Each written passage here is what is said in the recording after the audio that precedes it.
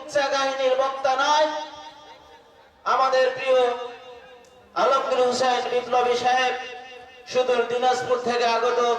তিনি আজকে এখন আপনাদের সামনে আলোচনা পেশ করবেন। আজকের অনুষ্ঠানের প্রধান অতিথি বিশিষ্ট শিল্পপতি, বিশিষ্ট ব্যবসায়ী জনাব জাহিদ হাসান কিছুক্ষণের মধ্যেই আমাদের মাঝে এসে উপস্থিত হবেন। সম্মানিত উপস্থিতি, এ পর্যায়ে আলোচনার জন্য বিশেষভাবে অনুরোধ জানাচ্ছি এবং এই অঞ্চলের গণমানুষের পক্ষ থেকে তাকে মোবারকবাদ জানাচ্ছি। সম্মানিত মেহমান এখন আমাদের মাঝে আলোচনা শুরু করবেন। মেহমানকে আলোচনা শুরু করার জন্য অনুরোধ জানাচ্ছি।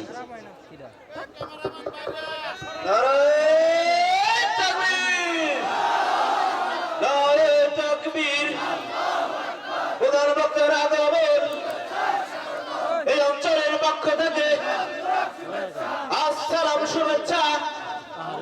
আল কোরআনের আলো, কোরআন হাদিস যেখানে, আমরা আছি যেখানে, কোরআন হাদিস যেখানে, আল ইসলামের আলো ঘরে ঘরে জালো, লিল্লাহি তাকবীর।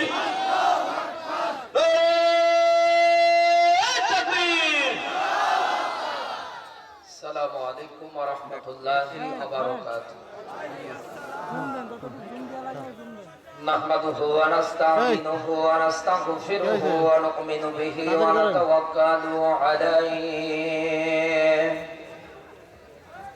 ওয়া নাউযু বিল্লাহি মিন শুরুরি আনফুসিনা ওয়া মিন সাইয়্যাতি আ'মালিনা। من يهدي الله فلا مضل له ومن يضلل فلا هادي له. ونشهد أن لا إله إلا الله وحده لا شريك له. ونشهد أن سيدنا ومولانا محمدا عبده ورسوله الذي أرسله بالحق بشيرا ونذيرا وداعيا إلى الله بإذنه وسراجا وقمرا منيرا. فقد قال الله تعالى في كلامه المجيد وبرهانه التوحيد. সবাই মিলে পড়েন আউযু বিল্লাহি মিনাশ শাইতানির রাজিম। বিসমিল্লাহির রহমানির রহিম। তিনটা ভালো করে ঢোকা দেন, খুলেন না, খালি ঢোকা দেন। ইয়া আইয়ুহাল্লাযীনা আমানু তাকুল্লাহ। হালকা হালকা وكونوا مع الصادقين.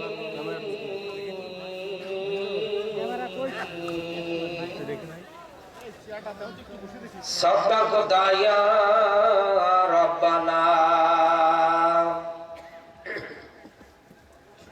إن الله وملائكته يصلون على النبي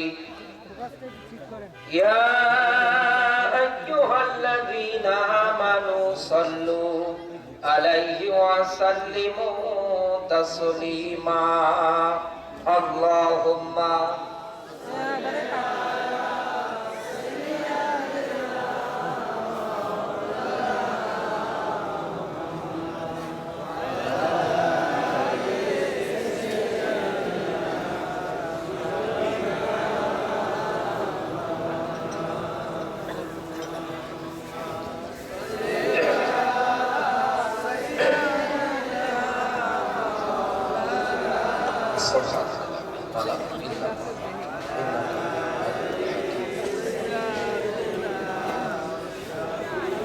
খেয়ে না খেয়ে দিন প্রচারের কাজে নিজেকে দিয়ে সবিনিয়ে তায়েফের কাফেরেরা চিনল না আলো, দুষ্টু ছেলেদের পিছু দিল লেলিয়ে। পাথরের আঘাতে ক্ষত বিক্ষত হয়ে সারা শরীর থেকে রক্ত ঝরে। হে রাসূল, তোমাকে ভুলি আমি কেমন করে? হেরার গুহায় তোমারি ধার, আসমান থেকে নামে আল কোরআন। ভাঙল সবার ভুল তোমারি পরে, আসলো কোরআনের ছায়া তলে। খালিদ, ওমর, আলী, আবু বকর ইসলামী ঝান্ডা নিল যে তুলে। আল আমিন তুমি ছিলে চিরদিন সকল মানুষের তরে। হে রাসূল, তোমাকে ভুলি আমি কেমন করে? আলহামদুলিল্লাহ, বাংলাদেশের ঐতিহ্যবাহী জেলা রাজবাড়ী, এটা কি থানা? সদর থানার অন্তর্গত বাণীবহ উত্তরপাড়া হাফিজিয়া মাদ্রাসা লিল্লাবাড়ি ও এতিমখানার উদ্যোগে বাৎসরিক ওয়াজ ও দোয়ার মাহফিল। আজকের এই তাফসীরুল কোরআন মাহফিলে প্রধান অতিথি আমাদের সুপরিচিত শ্রদ্ধাভাজন বড় ভাই মোহাম্মদ জাহিদ হাসান ঢাকা, বিশিষ্ট ব্যবসায়ী ও শিল্পপতি। হায়াতে তাইয়্যিবা সিহাতে কুল্লিয়া কামনা করি আল্লাহ যেন দান করে, বলেন আমিন। আজকের মাহফিলের পরিচালনার দায়িত্বে যিনি ছিলেন মাওলানা ইয়াকুব আলী। এরপরে কথা বলেছেন শ্রদ্ধাভাজন বড় ভাই মাওলানা আমিনুল ইসলাম সরদার। এরপরে কথা বলেছেন আমার ওস্তাদ তুল্য কলিজার টুকরা বড় ভাই মাওলানা আনোয়ার হোসেন চৌধুরী। এরপরে কথা বলেছেন হাফেজ মাওলানা মোহাম্মদ আনিসুর রহমান আনসারী ফরিদপুর। যত আলেম গুলো এই জায়গায় কথা বলেছে, আল্লাহর কাছে দোয়া করি আল্লাহ রাব্বুল আলামিন আলেমদের সম্মান মর্যাদা যা দিয়েছে আরো যেন আকাশচুম্বী করে দেয়, বলেন আমিন। আরো জোরে বলুন আমিন। আলেমদের সম্মান মর্যাদা বাড়ুক, এটা আপনারা চান না? চান না? কারণ পৃথিবীর ময়দানে জাতির শ্রেষ্ঠ সন্তান এই পৃথিবীর ময়দানে আলেমরা। কারা? আরো জোরে। আজ বিশ্বের ময়দানের মিলিয়ে দেখবেন চোর সিটারদের মূল্যায়ন আছে, কিন্তু আলেমদের মূল্যায়ন। আজ বিশ্বের ময়দানে ইতিহাসের দিকে তাকিয়ে দেখে জুলুম করে, অন্যায় করে, অবিচার করে যারা মানুষের উপরে টপ লেভেল পর্যায় পর্যন্ত পৌঁছে গিয়েছে, নোবেল প্রাইজ পাওয়ার মতো যোগ্য, এদেরকে আজ পৃথিবীর ময়দানে সম্মান করা হয়, কিন্তু যুগশ্রেষ্ঠ আলেমদের সম্মান এদেশে যে জাতি দুনিয়ার ময়দানে আলেমদের সম্মান করবে না, মর্যাদা করবে না, আল্লাহ রাব্বুল আলামিন ওই জাতির উপরে বিভিন্ন বিপদ আপদ চাপিয়ে দেবে। আপনাকে রাগ করলে রাগ করলে আমি কারো সামসা গোলামি করছি না, আমি আমার আল্লাহর আয়াতের দিকে তাকিয়ে একজন আলেমদের জন্য দোয়া করতেছি। দোয়া করে আল্লাহ রাব্বুল আলামিন আলেমদের সম্মান মর্যাদা যা দিয়েছে আরো যেন বাড়িয়ে দেয়, বলেন আমিন। বাংলাদেশের প্রাণ প্রিয় রাজবাড়িবাসী, আমরা যারা কোরআন শোনার জন্য মন মানসিকতা নিয়ে এসেছি, খুশি হয়ে বলছি আলহামদুলিল্লাহ। এই মাইকম্যান ভাই কোন জায়গায়? এই আপনার সাউন্ড আছে দেন, আমার গলায় আপনি সাউন্ড আর পারলে বক্স দেন। বক্স কোথায়? ওটা আরো কাছে এনে দেন, আমার কানের কাছে দেন।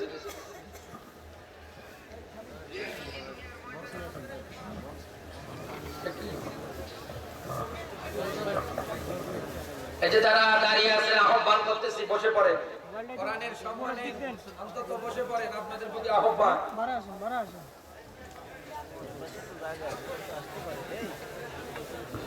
উত্তরে জায়গা আছে, উত্তর পাশে জায়গা আছে, আপনারা চলে আসেন দয়া করে।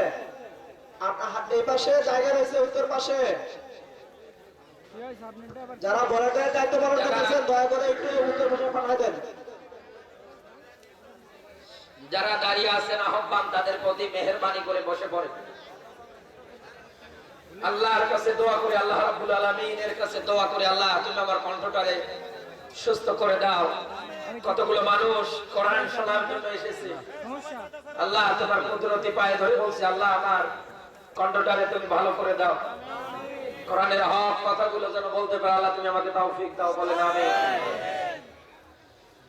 দল মত নির্বিশেষে যারা খুশি হয়ে এসেছে, আরেকবার বলছি আলহামদুলিল্লাহ। আল্লাহ পাক বলেন, ওয়াল্লাযী আরসালা রাসূলাহু বিল হুদা ওয়া দীনিল হাক্কি লিযহিরাহু আলা দ্বীনি কুল্লিহি। বলেন আল্লাহু আকবার। আল্লাহ রাব্বুল আলামিন জানিয়েছে সূরা ফাতিহ, এটা পাবেন আপনি 28 নম্বর আয়াতে। আল্লাহ রাব্বুল আলামিন ব্যাখ্যাটা উঠিয়ে ধরেছে। ও রাজবাড়িবাসী, ভালো করে আমার কথাগুলো মনোযোগ দিয়ে শুনবেন। আল্লাহর বক্তব্য, তিনি তার রাসূলকে সত্য দিনের যে বিধানটা দিয়ে পৃথিবীর ময়দানে পাঠিয়েছে, এই কারণে, কারণ পৃথিবীর ময়দানে যত ধর্ম আছে সবগুলোর উপরে আমার আল্লাহর ইসলামটাকে উপরে নেওয়ার জন্য। বলেন না কেন? কারণ এই পৃথিবীর ময়দানে ইসলাম ধর্ম বাদ দিয়ে অন্য যতগুলো ধর্ম আপনি চোখ দিয়ে দেখেন, এগুলো আমার আল্লাহর কাছে ধর্মই না। শুধু আমার আল্লাহর কাছে গ্রহণযোগ্য মনোনীত একটা মাত্র জীবন ব্যবস্থা, তার নাম আরো জোরে আওয়াজ দেওয়া লাগবে তো। আমার গলা না শুনলে আপনাদের টনটনা থাকতো। রাজবাড়িবাসী, নবীজিকে আল্লাহ এই মিশনটা দিয়ে পাঠিয়েছেন। হ্যাঁ নবী, আপনার উপরে এই পৃথিবীর ময়দানে আমি আল্লাহ রাব্বুল আলামিন যে সত্য বিধানটা দিয়ে পাঠিয়েছি, এই যার মাধ্যমে ইসলাম ধর্মটা, যে ইসলামের নিয়ম নীতিগুলোকে আপনি সবার উপরে উঠিয়ে দেবেন। আজ বিশ্বের ময়দানের দিকে মিলিয়ে দেখেন, একটা কত মানুষ এই পৃথিবীর ময়দানে আজ ব্যক্তি, পরিবার, সমাজ, রাজনৈতিক, অর্থনৈতিক জীবন যা করে সব ইসলাম মাইনাস করে। ইসলামের নিয়ম নীতি একটাও জীবনের দিকে তাকালে পাওয়া যায় না, অথচ আন্দাজে দাবি করে ও ইসলাম ধর্মের মানুষ। কত বলছে? এই জন্য বক্তৃতার ময়দানে দেখবেন বক্তারা মাঝে মাঝে উদাহরণটা আপনাকে এই কারণে টান দিয়ে বলবে, কারণ হিন্দু ধর্মে যারা বসবাস করে, যারা হিন্দু ধর্ম অবলম্বী আছে, এরা অন্তত হিন্দু ধর্মের মানুষ হওয়ার পরেও আপনি মিলিয়ে দেখবেন এরা দেব দেবীর পূজা করার জন্য সেই রকম ভাবে প্রস্তুত থাকে। কথা বলেন না কেন? তারা তাদের ধর্ম পাওয়ার পরে অন্তত কিভাবে অন্তত পালন করে। ৯৬% মুসলমানের দেশে আজ আমাদের জীবনের দিকে তাকালে কত মানুষ এই দেশে ইসলামের বিধান ৫ ওয়াক্ত নামাজ পড়া লাগবে ও জিন্দিগিও পড়ে না। আমার বন্ধুরা, বিশ্ব নবী আমার এই পৃথিবীর ময়দানে যখন এই আল্লাহর বিধান ইসলামটা সবগুলো ধর্মকে পিছে ফেলে রেখে উপরের দিকে যখন আল্লাহর নবী ওঠানোর জন্য মন মানসিকতা করলেন, আল্লাহর নবী যখন এই ইসলামের দিনের দাওয়াত দেওয়া শুরু করে দিলেন, নবীজির উপরে একটার পর একটা বাধা বিপত্তি এসেছে। আজ দুনিয়ার ময়দানে বিশ্বনবী মুহাম্মদ রাসূলুল্লাহ সাল্লাল্লাহু আলাইহি ওয়াসাল্লামের মতো আপনিও যদি দুনিয়ার ময়দানে অন্তত ইসলামটাকে সবার উপরে নিতে চান, ও রাজবাড়িবাসী, আপনার উপরে বুলেট আসবে, বোম আসবে, নির্যাতন আসবে। তাই বলে আপনি মন খারাপ করবেন না, পিছু হটে যাবেন না। কারণ আল্লাহর ব্যাখ্যা হচ্ছে ইন্নাদ-দীনা ইনদাল্লাহিল ইসলাম। আল্লাহ পাক জানিয়েছেন আমার কাছে গ্রহণযোগ্য মনোনীত একটা মাত্র জীবন ব্যবস্থা, তার নাম ইসলাম। আরো জোরে ইসলাম হলো না ইসলাম। সেই ইসলাম ধর্ম পাওয়ার পরে আজ বিশ্বের ময়দানের দিকে তাকিয়ে দেখে, আজ পুরো পৃথিবীতে সবচাইতে বেশি ইসলাম ধর্মের মানুষ অন্তত থাকার পরে ওই বাংলাদেশের মধ্যে 96%, এই 96% মুসলমানের দেশে আজও কোরআনের একটা আইনও আমরা এদেশে কায়েম করতে পারলাম। বিশ্ব নবীর মিশন তো এটা ছিল, সমস্ত মানুষের নিয়ম নীতি তৈরি করা, বিধানগুলোকে পিছনে ফেলিয়ে ইসলামকে উপরে ওঠানো। কথা বলে দেখা যায়। বিশ্ব নবী এখন দুনিয়ায় আছে, বলেন না কেন? নবী যে এখন দুনিয়া আছে, কিন্তু নবীর ওয়ারিসেরা আছে। নবীর ওয়ারিসেরা দুনিয়ার ময়দানে আল উলামা ওয়ারাসাতুল আম্বিয়া, দুনিয়ায় নবী রাসূলের ওয়ারিস তারা, দুনিয়ায় যারা আলেম, এদের দায়িত্ব একটাই স্লোগান হবে, সব মানুষের নিয়ম নীতি তৈরি করা, বিধানগুলোর পিছনে ফেলিয়ে আমার আল্লাহর ইসলামের নিয়ম নীতিগুলোর উপরে ওঠানো।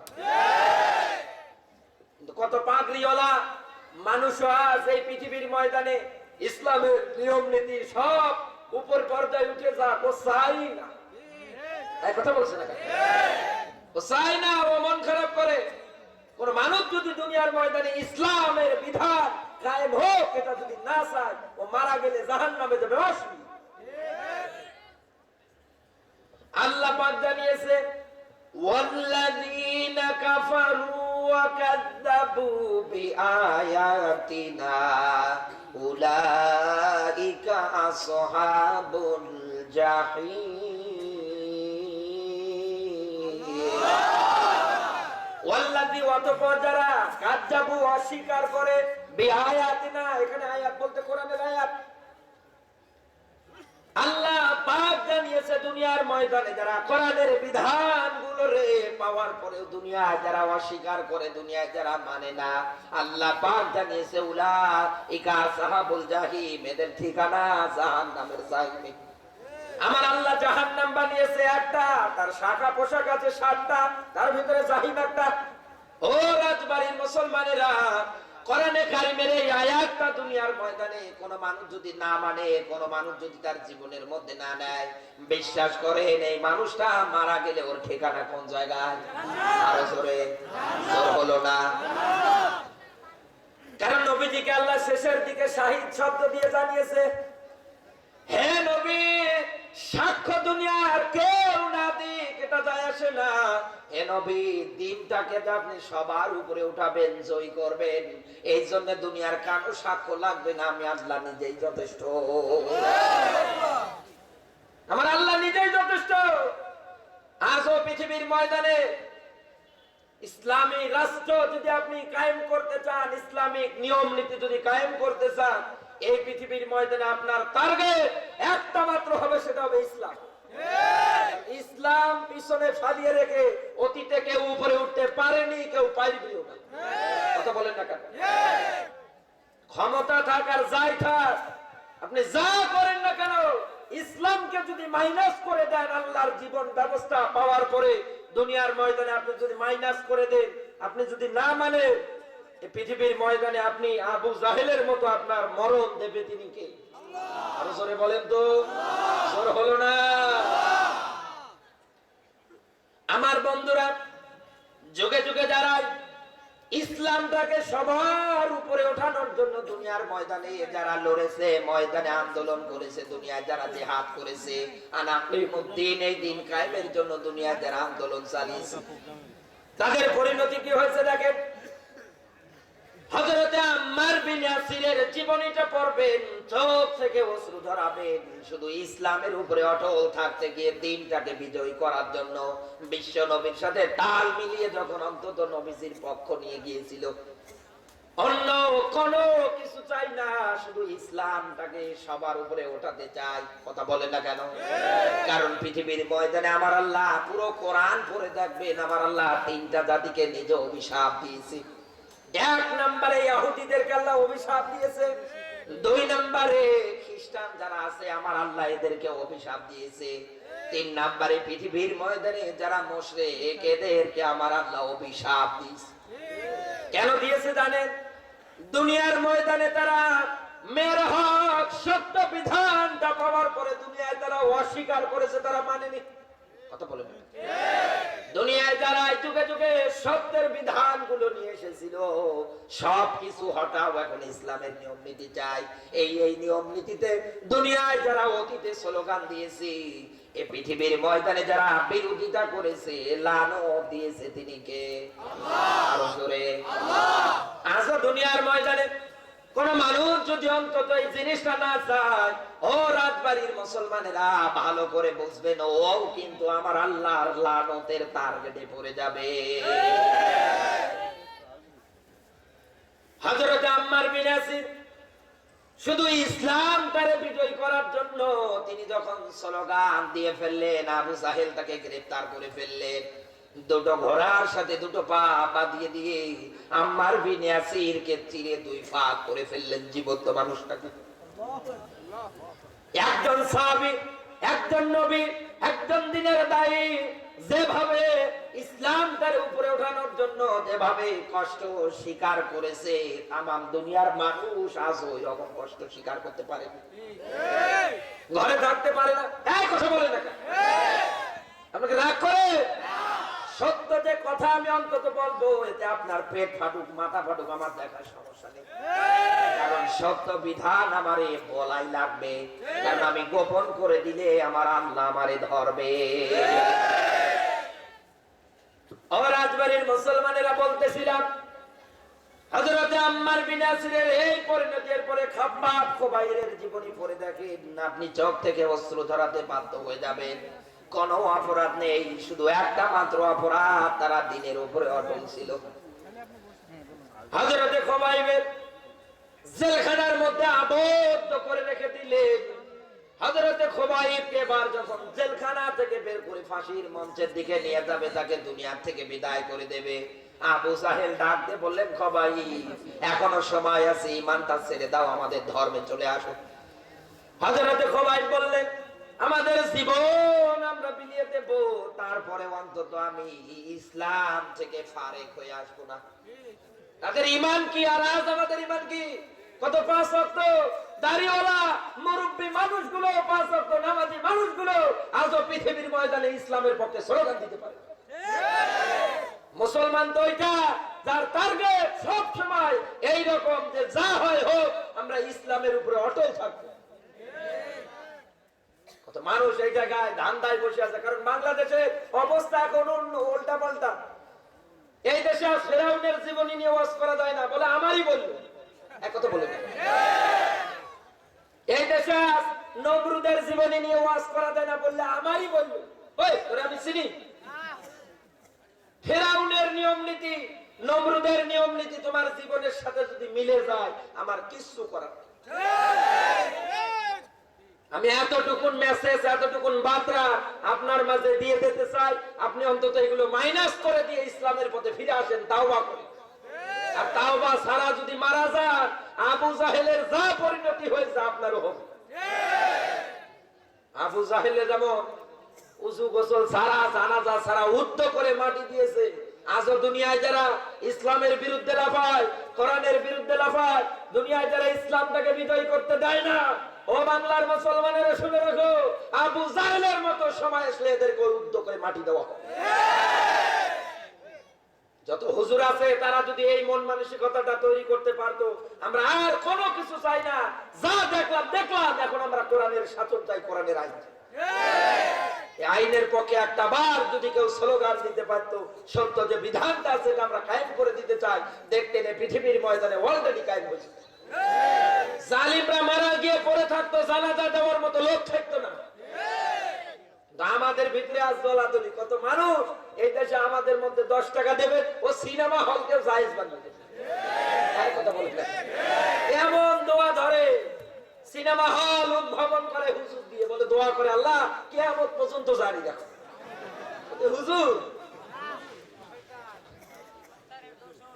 আমার ভাইরা, হযরতে খুবাইব ডাক দিয়ে বললেন, আবু জাহেল, জীবনটাও যদি আমার চলে যায় তারপরে অন্তত আমি ইসলামের বিধান থেকে সরে আসব না, কারণ আমি অন্তত জবে থেকে ইসলামের ঘোষণা দিয়েছি, আমার টার্গেট একটাই, আমি বিজয়ী করতে চাই, লড়তে চাই।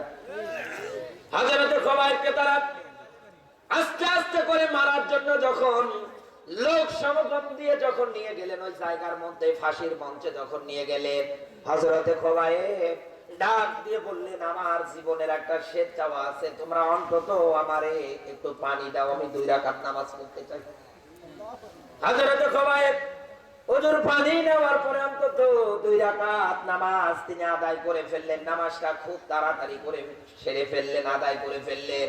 কাফের বেঈমান যারা আছে ডাক দিয়ে বললেন, খুবাইব, কোনদিন অন্তত দেখলাম না অন্তত নামাজ পড়ার ক্ষেত্রে আপনি এত তাড়াহুড়ো করে তাড়াতাড়ি নামাজ শেষ করতে, আজকে আপনার কি হয়ে গেল, আপনি এত তাড়াতাড়ি করে নামাজ আদায় করে ফেললেন? হযরতে খুবাইব ডাক দিয়ে বললেন, আল্লাহর বান্দারা, আমি যদি অন্তত এই মুহূর্তে নামাজটাকে যদি দীর্ঘ করে ফেলতাম, লম্বা করে ফেলতাম, তাহলে তোমরা অন্তত সবাই মনে করতে আমি খুবাইব মরণটাকে ভয় করে নামাজটাকে লম্বা করে ফেলেছি। না, আমি মরণকে ভয় করি না, আমার বিশ্বাস, আমার ইয়াকিন তৈরি হয়ে গিয়েছে, মুমিন ইমানদারেরা দিনের পথে আল্লাহর দ্বীনকে উপরে উঠানোর জন্য, বিজয় করার জন্য যখন লড়বে, আমার আল্লাহ এদের বিনা বিচারে বিনা হিসাবে জান্নাতে দিয়ে দেবে। বিশ্বনবীর হাদিস থেকে এইবার বলছি, ভালো করে মেলাবেন। বিশ্বনবী আমার জানিয়েছেন, কিয়ামতের কঠিন ময়দান আল্লাহ যখন কায়েম করে ফেলবে, হাজার হাজার মানুষ যখন কিয়ামতের ময়দানে দাঁড়িয়ে যাবে, একদল মানুষ দাঁড়িয়ে যাবে, তাদের মাথা ফাটা, নাক ফাটা, রক্তাক্ত চেহারা নিয়ে। আমার আল্লাহ রাব্বুল আলামিন ডাক দিয়ে বলবে, ফেরেশতারে, আমার এই বান্দাগুলো কি এমন কাজ করেছে যার কারণে তাদের আজকে এই রকম অবস্থা? ফেরেশতারা ডাক দিয়ে বলে, মালিক তুমি তো সবই জানো, আমাদের কাছে জানতে চাও কোন কারণে? ফেরেশতাদেরকে আমার আল্লাহ পাল্টা প্রশ্ন করে ডাক দিয়ে বলবে, ও ফেরেশতারা রে, তোমাদের মুখে শুনতে আমার একটু ভালো লাগে, মেহেরবানি করে আবেদন করছি তোমরা একটু বলো তো।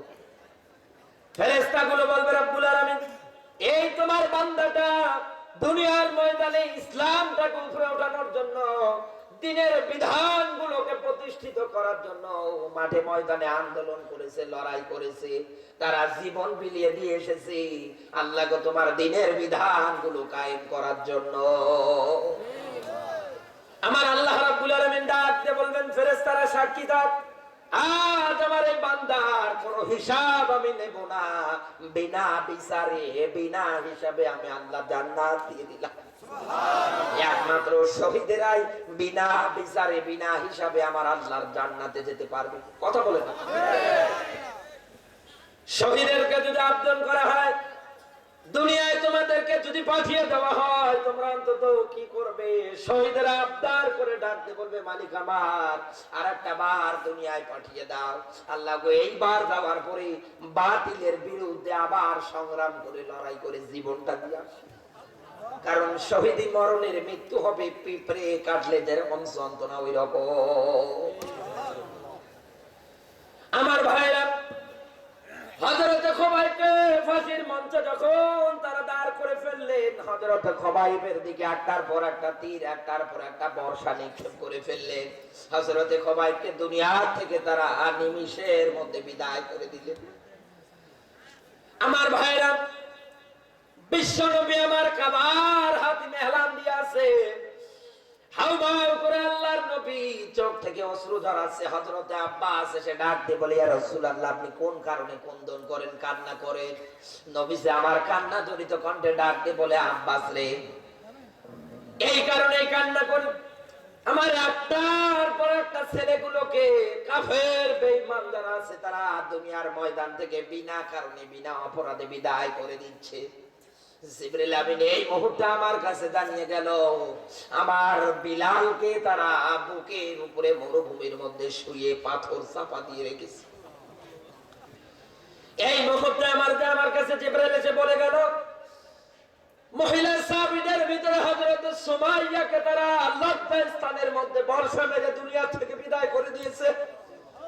এই মুহূর্তে আমার কাছে খবর আসলো, খাব্বাব খুবাইবকে তারা অন্তত দুনিয়া থেকে বিদায় করে দিয়েছে, জ্বলন্ত অঙ্গার দিয়ে তাদের পিঠের মধ্যে ছাকা দিয়েছে। আমার একটার পর একটা দিনের মুজাহিদ গুলোকে একটার পর একটা বিদায় করে দেওয়া শুরু করে দিল। এই জন্য আমি নবী মুহাম্মদ রাসূলুল্লাহ সাল্লাল্লাহু আলাইহি ওয়াসাল্লাম মসজিদে নববীর কাবার হাতিমের দেয়ালে পিঠ লাগিয়ে লাগিয়ে কান্না করতেছি।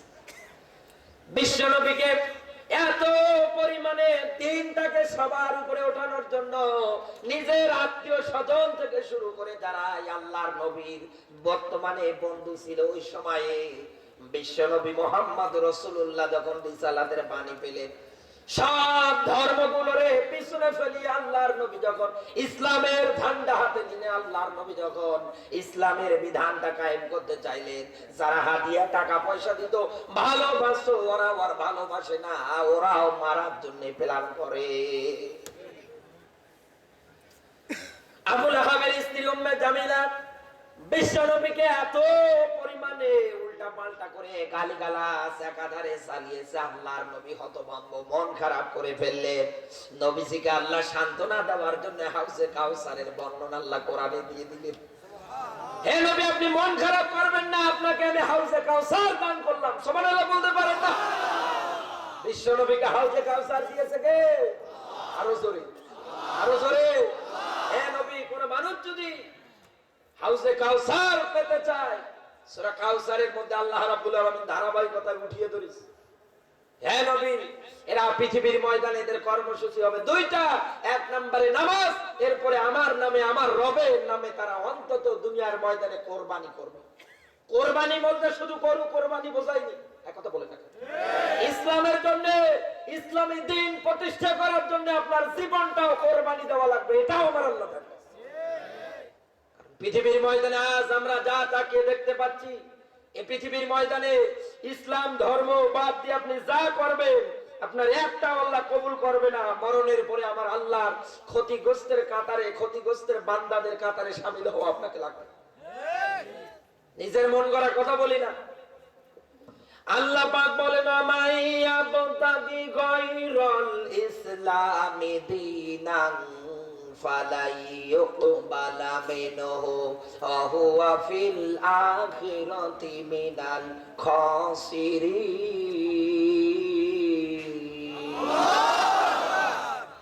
আল্লাহ পাক জানিয়েছেন, আমার ইসলাম বাদ দিয়ে, কোরআন বাদ দিয়ে, ইসলামের নিয়ম নীতি বাদ দিয়ে দুনিয়ার ময়দানে যাদের জীবন জিন্দেগি ব্যক্তি পরিবার সমাজ রাজনীতি অর্থনীতি চলবে, আল্লাহ পাক জানিয়েছে ওয়া ফিল আখিরাতি মিনাল খাসিরিন, কিয়ামতের কঠিন ময়দানে আমার আল্লাহ এদের ক্ষতিগ্রস্তের কাটারে দাঁড় করাবে। আজ আপনার দুনিয়ার ময়দানে ইসলামী বিধান কায়েম হোক, এটা যদি আপনি না চান, আমার আল্লাহর দ্বীনটাকে জয় করার জন্য যদি আপনার স্লোগান না হয়, কিয়ামতের কঠিন ময়দানে আপনি কিন্তু ক্ষতিগ্রস্তের কাতারে দাঁড়াবেন।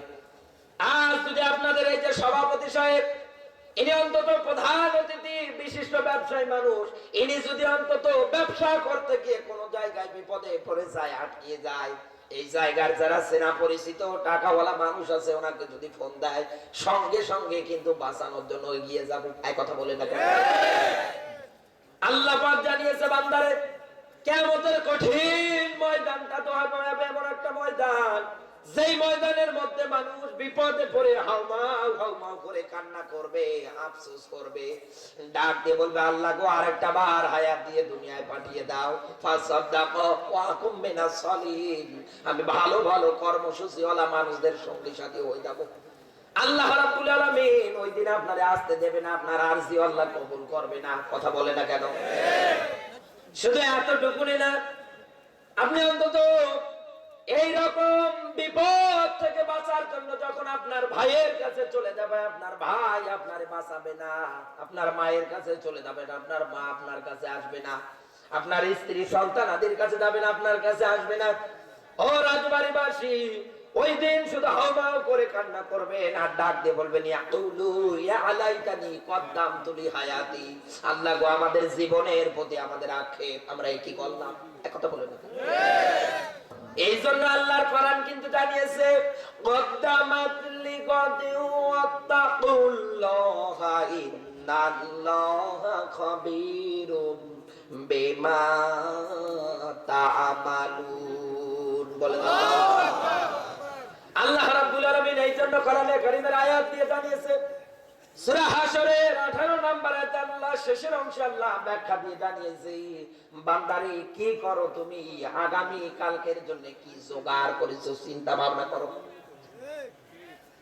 আর যদি অন্তত আমি 3 বেলা খাবার খেতে চাই, 7 দিন খাবার যদি খেতে চাই, একাধারে আমার বাজার করা লাগবে, চতুর্দিক দিকে অন্তত দৌড়াদৌড়ি করা লাগবে, বাজার করে ফ্রিজে রাখা লাগবে। কত গ্যারান্টি আমরা দিতে পারবো না?